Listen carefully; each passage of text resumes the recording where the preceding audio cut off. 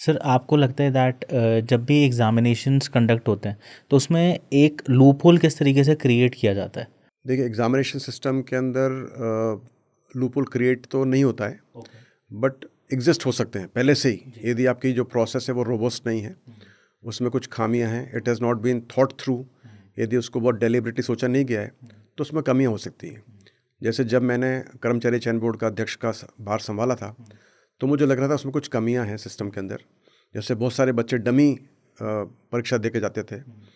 हमने लगभग 40 एफआईआर कराई डमी कैंडिडेट्स के खिलाफ मेरे आने के विद इन 1 ईयर के अंदर, क्योंकि परीक्षा केंद्रों पर कोई बायोमेट्रिक सिस्टम नहीं था। वहाँ पर उनकी पहचान का कोई तरीका अच्छा नहीं था, सुव्यवस्थित नहीं था। हमने फिर क्या किया, हमने हैंड राइटिंग सैंपल लेना शुरू किया परीक्षा केंद्र पर, और हमने बायोमेट्रिक्स का वहाँ पर सिस्टम बनाया है, फेस स्कैन का सिस्टम बनाया है, जब वो डॉक्यूमेंट वेरिफिकेशन में आता था वहाँ सिस्टम बनाया है। इसी माफिक तो उससे क्या हुआ कि जो डमी वॉइस सिस्टम था दैट हैज़ बीन एड्रेस्ड।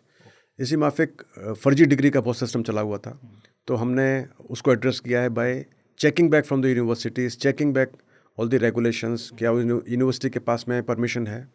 तो इस तरह से बहुत सारे हमने स्टेप्स लिए हैं। तो देयर इज़ नो डाउट कि सिस्टम है उसके अंदर कई सारी गैप्स हैं, लेकिन गैप्स को भी एड्रेस किया जा रहा है और काफ़ी हद तक हम इसमें सफल हो पाए हैं। और मुझे उम्मीद है कि जो हम अब प्रक्रिया अपना रहे हैं वो काफ़ी रोबस्ट है, चेक्स एंड बैलेंसेस काफ़ी हैं।